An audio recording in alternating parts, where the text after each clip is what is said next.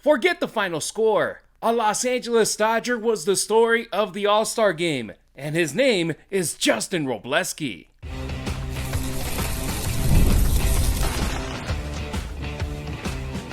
You are Locked On Dodgers, your daily Los Angeles Dodgers podcast. Part of the Locked On Podcast Network, your team every day. I'm Harry Ruiz. That's Travis Rodgers, and it's time for Locked On Dodgers. On today's show, the Players Association blasts MLB playing the level field campaign. Shohei Ohtani gets encouraging news heading into the Yankees series. But first, Travis, Justin Wrobleski puts together one of the greatest All-Star game pitching performances we've seen in decades. But it's two former Dodgers who win it for the American League. Indeed, Harry, we do. A couple of Dodgers standing out. We'll get to it on today's episode of Locked On Dodgers, which is brought to you by Kalshi. For a limited time, download the Kalshi app and use the code Locked On to get $10 when you trade 10. Kalshi, trade on anything. Wrobleski owns the moment. If there was one Dodger that walked away from Tuesday night's All-Star game with his reputation growing even more, it was Justin Wrobleski. What a stage, what a performance, and on his 26th birthday, he celebrated it doing something almost nobody has done in the history of the Midsummer Classic. Travis, he went into the game in the 7th inning. He immediately attacked hitters. Travis Bazzana, strikeout. Ceddanne Rafaela, strikeout. Yandy Diaz, strikeout. 3 up, 3 down. He retired the side with swinging strikeouts. He looked completely comfortable pitching against some of the best hitters in the planet. That was really cool to see. And I went to see, it's like, hey, he's the only pitcher so far that he's retired the side via the strikeout. And he was the only player beside Dylan Cease at that moment that had 3 strikeouts in the game. I was like, this is cool. This is great. Then he goes out there for the 8th inning. He gets 2 more strikeouts. Yes, a Miguel Vargas home run as well baked in there. But at the end of the day, seeing our guy, our Dodger prospect, our guy that is in his first full season with the boys in blue, get 5 strikeouts in the All-Star game, that was really cool to see. You said the word, Harry, that I think is the most important one, and that is he went out there and he was confident and he belonged. And this was, you could see it when the initial rosters were announced and he was not on the team, the disappointment that he had, and I think rightfully so. He certainly had pitched well enough to be added to that all-star team. And then, like it does every year, guys start to drop out and guys start to get added to the roster. And I think you and I both assumed that he would be one of the players that was added to the roster. And he took great advantage of it. We saw Zach Wheeler basically say, I don't want to do it because I wasn't in. Okay, fine. You don't have to do it, bro. There's other guys that'll come in and do it the way that Justin Wrobleski did, which is, yeah, man, I might not have been the first pick, but I am a pick, and I'm going to show you that I belong here. And he was absolutely terrific. That was not one of those, this may be a guy that's, maybe a little overwhelmed by the moment of it's a very big stage. I keep going back to what we saw last year in the World Series in Game 7 on the road in Toronto. And Wrobleski started a fight. That just kind of gives you an idea of what sort of guy he is. He's not scared. He's not going to back up to anybody, whether it's a World Series game, an All-Star game. And I think you just really got a good glimpse into the sort of guy that he is, and he's here for the long haul. He's going to be a big part of what they're doing, and he should be incredibly proud of himself for the performance that he delivered last night. Yeah, the home run, Vargas got him. Good for him. Vargas smoked one. All right, that happens. It's an all-star game. There's a lot of good hitters out there. It's going to happen every once in a while. For him to set down 5 of them via the strikeout, though, incredible performance by Wrobleski. How crazy is it that he's the first pitcher since Pedro Martinez back in 1999 to strike out 5 hitters in a single All-Star game? Because think about that. We've seen Hall of Famers, Cy Young winners, future aces, elite closers. 40-plus pitchers have thrown at least 2 innings in an All-Star game, Travis, since Pedro did it. And none of them struck out 5 until Justin Wrobleski did it last night. And for a guy who one of the criticisms earlier in the season was like, yes, he's getting outs. Yes, he's getting quality starts, but the strikeouts aren't there. He goes into a stage where all you're playing is the elite of Major League Baseball, and he got 5 strikeouts. I don't care if it was in the 7th and the 8th inning instead of the 1st and the 2nd inning where you're going against the American League starters. That right there is a big situation that he put himself in, and he came out of it with the national audience saying like, yo, who's this guy? Yeah, he was great. And look, yeah, I'm going to contradict myself a little bit right here. Pedro's Pedro, right? Pedro needs no qualifications. He's Pedro. But the way that the game was played in 1999 is very different than how the game is played right now. You know, guys, in 1999, it was kind of embarrassing to strike out. The point of an at-bat was to try to go get a hit, but the second layer of an at-bat was to try to not strike out, to try to make sure that the ball was put in play, make the defense make a play. That's not the way baseball is played anymore. Strikeout, nobody cares, right? Guys strike out 200 times a year, and it's like, whatever. So it's a little bit different, but at the same time, good for him for going out there and doing it, especially to your point about a guy that is a little more known for pitching to contact than a guy that's going to light up a radar gun and anything else. He's a good pitcher, whether he's getting ground ball outs, whether he's giving up fly ball outs, whether he's getting guys to walk back to the dugout out of strike three. To me, it doesn't matter at all. You ask a scout, you ask somebody else, you know, they're going to talk about spin rate. They're going to talk about velocity. They're going to talk about, you know, vertical and all this other stuff. And okay, I'm sure that's valuable information. What I know is, do they score runs? And the answer is no, not really. Not when Justin Wrobleski is out there pitching. And it makes me feel good. And look, we don't know what's up with Shohei's blister. We don't know what's up with his bicep. I know we're going to talk about that coming. Glasnow is the biggest question mark that we've seen in quite some time. Blake Snell is closing in on it fast too, right? We don't know if those guys are going to be available, but we know that this guy can do it. We know that this guy is going to be able to step into the biggest stages and deliver a big time performance. And you know, the game itself was pretty rotten last night. It was pretty boring. There wasn't a lot going on last night. But I think Wrobleski was the guy that kind of stood out like, wait, hold on a second. It wasn't like that was, you know, the biggest name in baseball. That wasn't Jacob Mizorowski or Paul Skeens or one of those, Shohei Ohtani, Yamamoto striking out five guys. It was Justin Wrobleski, and good for him, man. It was a really impressive thing to see. And that's credit for the Dodgers with him, an 11th round pick, a guy that's coming off of Tommy John surgery, 3 different colleges, and showing you, hey, we can help these players become the best versions of themselves. And there he is, shining in the national stage in the All-Star game. But also, look at the guys that helped the American League win the All-Star game. You had Cody Bellinger being the MVP with that 2-run single in the first inning of the game. You had Miguel Vargas hitting that solo home run in the 8th inning that just pretty much simply sealed it for them. At the end of the day, Travis, those are 3 farmhands for the Dodgers. 2 guys that they drafted, 1 that they signed internationally, and it shows you, yes, the big topic of conversation is the Dodgers are ruining baseball. They're signing all these players. Well, if they want to, they can also build the players, and they do it. Cody Bellinger, his time ran out with the Dodgers. They went with another guy. Oh, no, guess what? He was the starting center fielder for the National League in Andy Pajes. You let go of Miguel Vargas because he didn't fit in your team, because he didn't have a lot of starts lined up for him. He goes to Chicago. He's killing it out there. No, the Dodgers got Michael Kopech, who helped them win the 2024 World Series. That was a win-win scenario for both teams. And now Vargas is doing amazing over there in the South Side. It just shows you the Dodgers, they're a well-oiled machine that Wrobleski is a proof of it. Bellinger is a proof of it. Vargas is a proof of it. And then you have all the other guys that the Dodgers got when it comes to Freddie Freeman, who wasn't able to get a hit. Max Muncy, who wasn't able to get a hit. Andy Pajes, who they also signed internationally, didn't get a hit. But at the end of the day, getting 3 out of the 8 position players as starters on the National League on your team too, that's a proof. This team is stacked.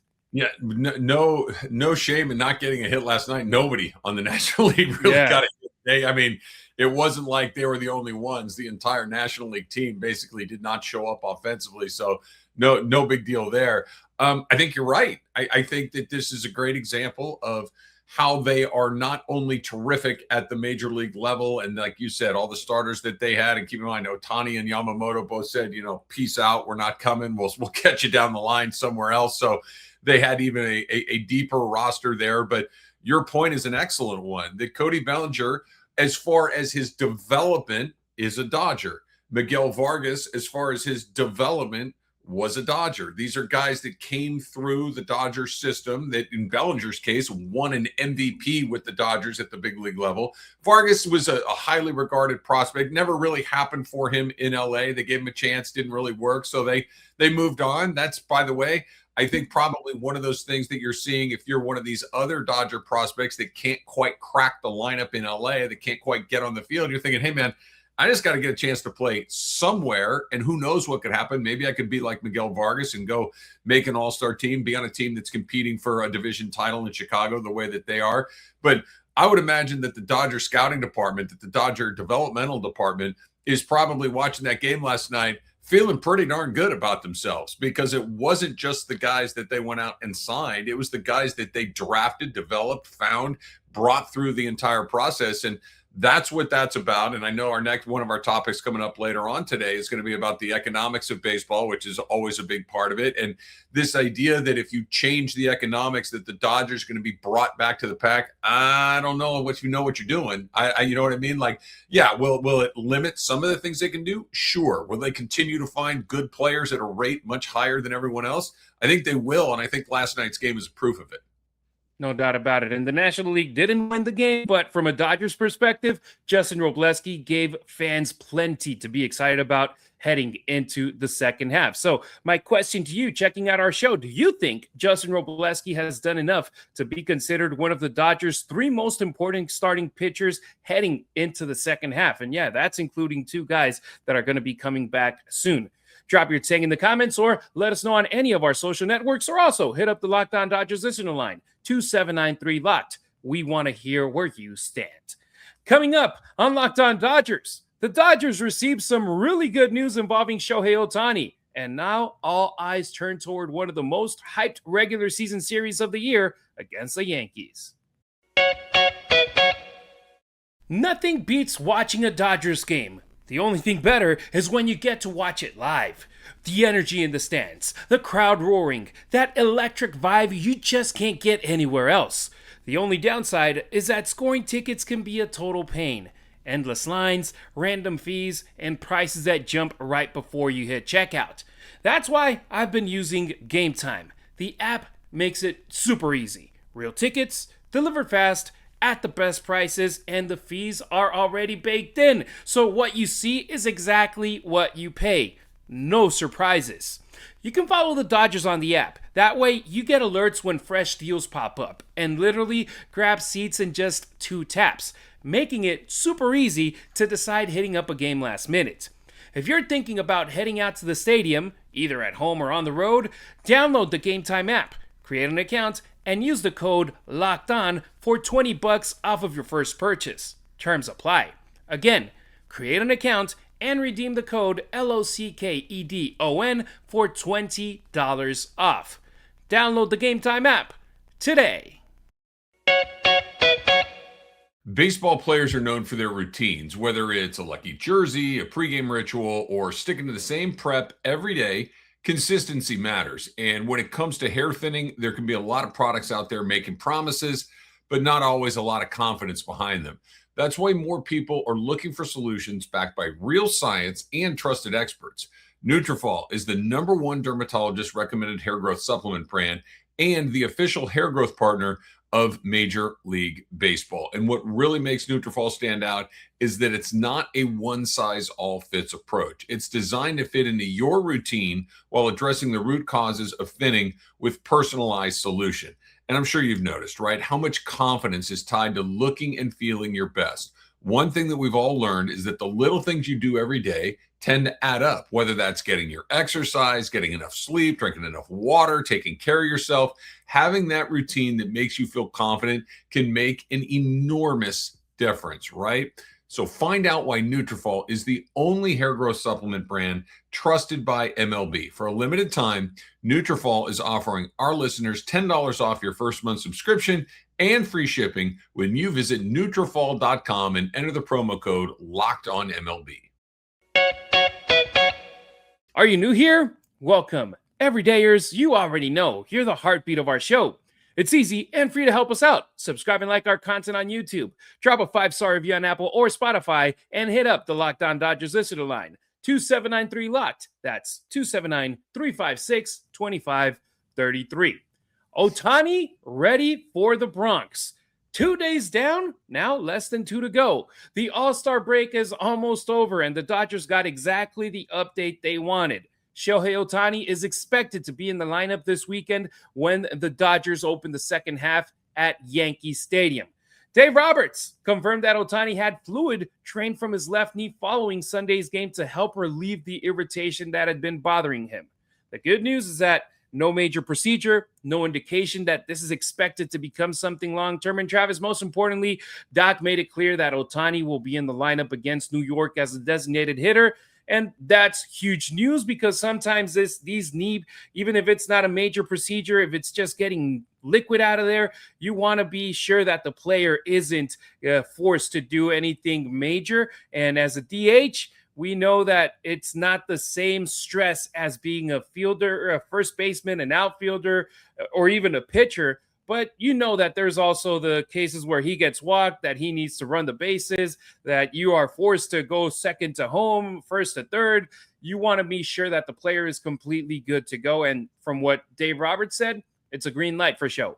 Yeah, well, couple of things here. Number one, what the Dodgers tell me, I never believe. I've learned that through enough times of no, he's going to miss a start and he misses, what do we hear about Will Smith? What have we heard about Blake Snell? What have we heard about Tyler Glad? I don't believe them. And by the way, it's not their responsibility to tell us the truth about the health of the players. It's their responsibility to make sure that the players get healthy. So whatever.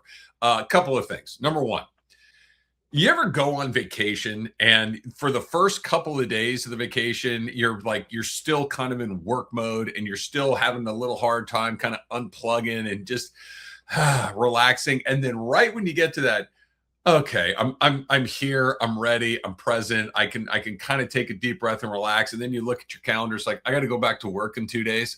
I have a feeling that's what it is for the Dodgers when it comes to the All-Star break. It's like, all right, they finally got here, especially for players like Shohei and Yamamoto. I can finally take my foot off the gas. And now I'm saying, wait, I got to play the Yankees in 2 days. So they're right back at it again. So I would imagine they're going through that a little bit as well. As far as Ohtani having his knee drained, I'll be honest, Harry, this is the first time that I've really kind of went, there's something going on there. That is not something that you just do to do. That is not something that is nothing. If they're, maybe it's not a surgical procedure, maybe it's more, maintenance than it is anything else. But what it means is that there's swelling. What it means is there's discomfort, if not outright pain. I think you said it, that just because he's not pitching and landing on that left knee over and over and over again, he is running. We've seen him, for years now. Part of his game is that he's incredibly fast and he's incredibly aggressive on the bases. He runs hard. Like you watch the Dodgers, he might be the one guy on this team that runs hard to first base every single time. Like you look around, that's not the norm, right? Shohei busts his going down the first base line. So he's pounding on that knee a little bit.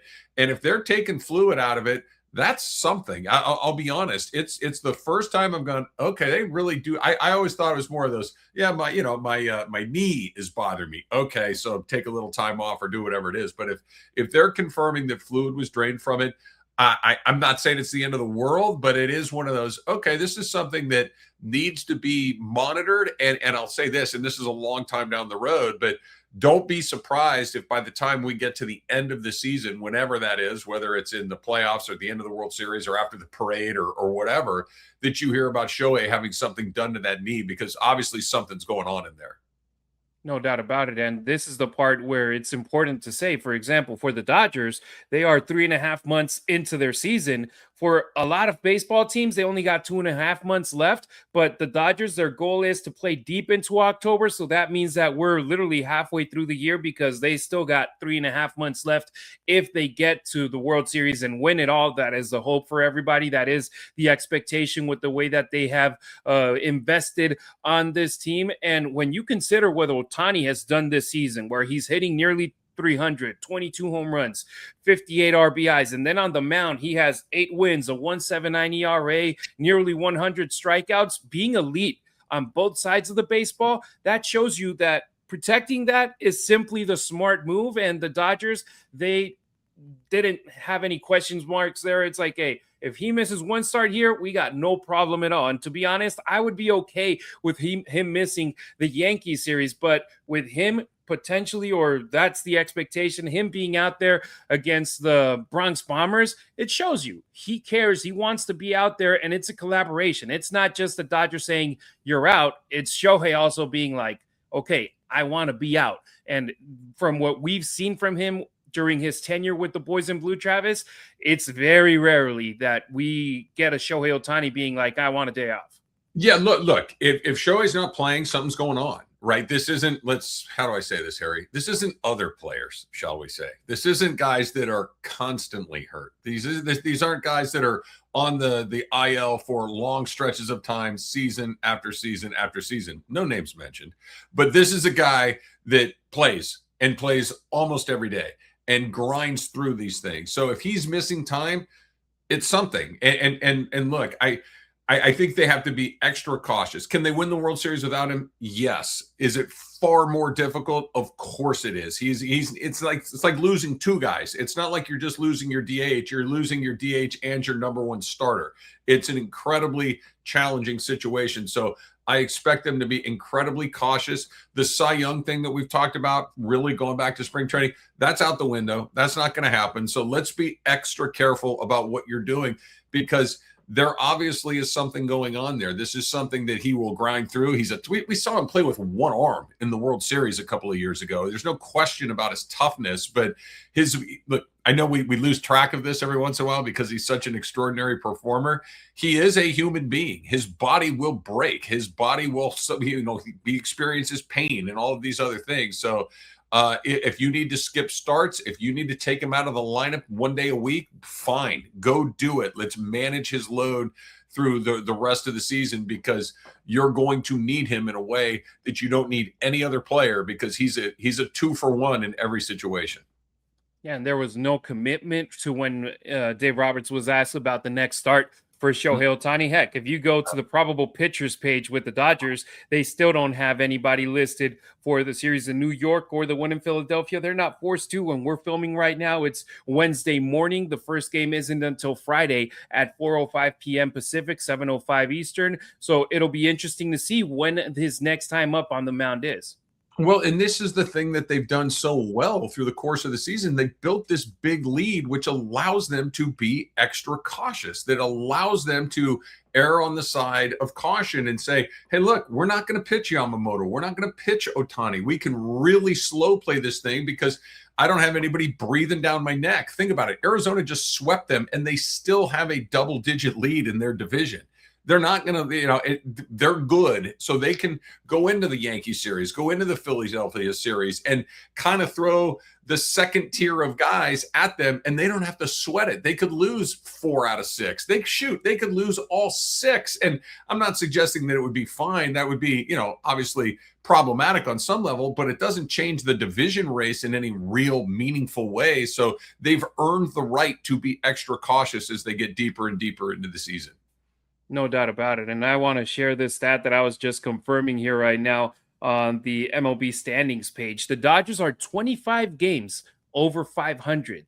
That's more games than the worst team in baseball is under 500. The Angels, 38 and 59. That's 21 games below 500. It just shows you it's like they are way better than everybody else, and they're even better than the worst team is bad. So just goes on to show the level that this team is in, and it gives them a cushion to be able to make decisions like this. So let me ask you, watching or listening to our show, would you hold Shohei Ohtani back from pitching another turn if it meant making sure his knee is completely healthy, or do you want to see him start against the Yankees? Drop your answer in the comments or hit us up on social at Harry Ruiz on X, at Harry_Ruiz on Instagram, or on TikTok at Harry Ruiz_. Travis is available on X and IG at Travis Rodgers. Next on Locked On Dodgers, Major League Baseball is already looking ahead of that next labor agreement, and the conversation surrounding a salary cap is getting louder. The thing is, now Major League Baseball has a campaign that the MLBPA is saying, what the hell are you doing? Baseball season is here. We are underway past the All-Star break, and you can trade every game on Kalshi. On Kalshi, yep, you can trade every single game. Let's talk about a couple of teams that are hot coming into the break, hot, hopefully for their sake, coming out of the break. Let's talk a little bit about the Phillies and the Tigers. Certain Tiger pitcher that may be making his way here to Los Angeles, but the Phillies are trading at 52% to beat the Tigers, which means a $100 trade will pay out $182.66 if they win. Because on Kalshi, you're trading against peers in a live market, meaning there's no house. And as the probabilities change, you can buy in and out of your position. And for a limited time, you can download the Kalshi app and use the code LOCKEDON to get $10 when you trade 10. Kalshi, Kalshi. Trade on anything. 18 plus only. Restrictions and eligibility requirements apply. Event contract trading involves risks and may not be suitable for our investors. Prices, values, and available markets may differ from those mentioned. For more information, see kalshi.com/regulatory. Check out Pete Fox on our YouTube channel with the Locked On Dodgers postcast right after the final out for immediate reaction of every Dodgers game. He'll be back in action on Friday. MLB takes its case to the fans. Major League Baseball is doing something we don't usually see during the season. It's not just having conversations behind closed doors. It's going directly to the fans. And the message is clear. MLB wants fans to understand why it believes the salary cap is necessary. The league's Level the Playing Field campaign has been running throughout the season with advertisements explaining MLB's argument that a new economic system would create more competitive balance across baseball. And Travis, we understand why it's ruffling feathers and why the MLBPA is completely against this campaign. What are your thoughts about it? Well, I think it's both stupid and going to be ineffective. Look, they don't have to convince fans. Fans don't understand what's going on, right? Like fans, and by the way, I put myself in here. This is a collective bargaining dispute. This is a dispute between management and labor. I don't think a lot of people understand the nuances of a collective bargaining disagreement when it comes to this. They're pulling on people's emotional strings, right? These guys make a lot of money and they want more. Well, of course, everybody's going to respond to that in a certain way. The people that need to change their minds are not the fans. The fans have already made up their mind. If you want a salary cap as a fan, you're not changing your mind. If you understand what this actually is, you're probably saying they don't need a salary cap. The people that need to have their minds changed are the players and the owners themselves. Who are do you think that a major league player is going to see one of these goofy commercials and say, you know what? Yeah, I really do think I'm going to change my mind. The union has never, ever lost in one of these things. Never. Not a case. They've never lost. And one of the things that they're incredibly good at, it's bad for us because it means we're probably going to miss some baseball. But what it means is they are collectively together. They are going to be strong together. That this is not, think about what we saw in 1994. They had to go pull in scab players. They had to go pull in guys that were not of major league quality. And fans are like, well, this stinks. Nobody really wanted to see that. That wasn't something that they wanted. And so this is the same negotiation all over again. I think it's going to be, I think it's going to be effective in getting people to talk about, yeah, see, that's what they need. But is it going to be effective in actually coming to an agreement with the players union? No, they have to get in a room and talk this thing through and figure out baseball is as healthy as it has been maybe in my entire life, right? In my entire 54 years on this planet, baseball is back to the second most popular sport in this country behind the NFL. Baseball has stars that even casuals recognize. Even non-baseball fans know who Shohei Ohtani is. They know who Aaron Judge is. Like, we've kind of come into this era. They have to get in there and say, guys, this is bad for everybody if we do this, and figure it out from there. Some goofy commercial campaign is not going to change Bryce Harper's mind on a collective bargaining agreement. And let's hear that audio from the commercial, from the campaign that they're running on MLB TV, where we cut out like the music parts and just put the audio from the fans that they interviewed at multiple stadiums, including some fans at Dodger Stadium that were supporting the Reds. So let's listen to that audio. Like to see a little bit more parity, man, a little bit more competition. Let's give these young guys like a salary floor. 100% needs a salary cap. That's the biggest issue in baseball right now. You got a loaded team like the Dodgers going against teams that don't have any big names. It needs to be more equitable. Just imbalanced big time when it comes to big market, small market. NBA, NHL, and football, it seems to be more competitive. A small market could compete because all the teams would have a cap. I think the Reds would have a better chance to win if the salary cap was implemented.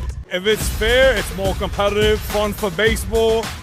All the teams being competitive and being able to have a fun season. What cracked me up, Travis, right there was that you had a fan in a Cubs hat, you had a fan in a Yankees hat, and I'm like, you guys are like top 10 spenders in baseball as well, right? You know that you have a lot of money, or even, for example, I got a buddy of mine who's a Diamondbacks fan who was elated that they swept us, that they swept the Dodgers over this past weekend. And he told me, we did that spending a third of what you guys spend. And then I went and looked, I was like, okay, the Dodgers are spending $300 million this year. The D-backs are spending $190 million.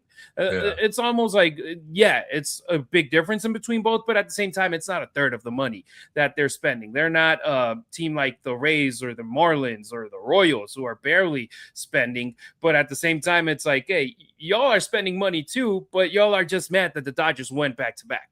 First of all, I like that everybody turns into an economics professor when it comes to a baseball discussion. Nobody knows what they're talking about. So I'm pretty immune to baseball propaganda. Okay, I know it when I see it, and that's what this is. See, everybody wants it. And again, they don't have to change those people's mind or my mind or your mind or your Diamondbacks friend mind. Everybody's already made up their mind on this. What they have to do is figure out a way to meet the players in a position where everybody continues to make money, where everybody continues to do this. Friendly reminder, and to the fans of all these other teams, your guy's a billionaire too. Okay, he is. And he can spend as much money as he wants. He chooses not to do it. Okay, the Dodgers choose to do it. That's the biggest difference. And this idea that, well, these other sports have it, Cleveland Browns winning a bunch of Super Bowls because there's a salary cap, or is there a different NFL champion frequently? Yeah, the NBA has had a different champion 9 years in a row. It's just it's this idea that sometimes it works, sometimes it doesn't. It's the management of these teams. It's smart people making smart decisions. When the Knicks finally won the championship, it's not because there was a salary cap. It's because Leon Rose knows what he's doing. It's because they went in there and put together a team that makes sense. The Dodgers have people that know what they're doing, and they get to spend a bunch of money. Harry, I'm just going to tell you right now, I'm going to lose my mind the more we talk about this, because nobody knows what they're talking about, and everybody thinks they know what they're talking about, and it's deeply frustrating for me. Yeah, the Dodgers last year became the first team in forever to win back-to-back World Series championships. And you can go back to the NBA and look at those Golden State Warriors that won back-to-back championships. You can go to the NHL. Who was it? The Florida Panthers, who won back-to-back titles as well. The Chiefs recently in the NFL, and MLB. You can talk about all this parity and the spending, whatever. It took pretty much over 2 decades for a team to go back-to-back. Now that the Dodgers did it, and they're trying to do three-peat, which would be also the first time in over 2 decades for it to happen. And it's just, I don't like this campaign. I mean, they're going out there, they're trying to put the fans against the players, and at the end of the day, it's billionaires against millionaires, and the billionaires want to put the fans against the millionaires. Everybody has money, but like you said, Travis, some decide to spend it in a better way, some decide to spend it in another way. And what do you think about this level the playing field campaign? You checking out our show, do you agree with it? Do you disagree with it? Do you think it's okay that the league is putting it out there in fans' faces with fellow fans talking about it, or is it something that they completely struck out in when trying to put some faces to this situation of fans, where it's like, hey, you should be on their side as well? Let me know in the YouTube comments or reach out on social media. I think it's a big swing and a miss. All right, that's going to do it for today's episode. Thank you for making Locked On Dodgers your first listen of the day, and thank you for making Locked On the #1 sports podcast network. We'll be back on Thursday where we'll talk about the Dodgers' 2 huge offseason signings and how they haven't delivered like the stars the team hoped for when they arrived. If you're watching on YouTube, stick around and check out the 24/7 National Locked On Podcast Network channel. And if you're listening on audio, make Locked On MLB your second listen of the day. Travis and I appreciate you riding with us. Until next time, keep it real. Keep it Dodger Blue.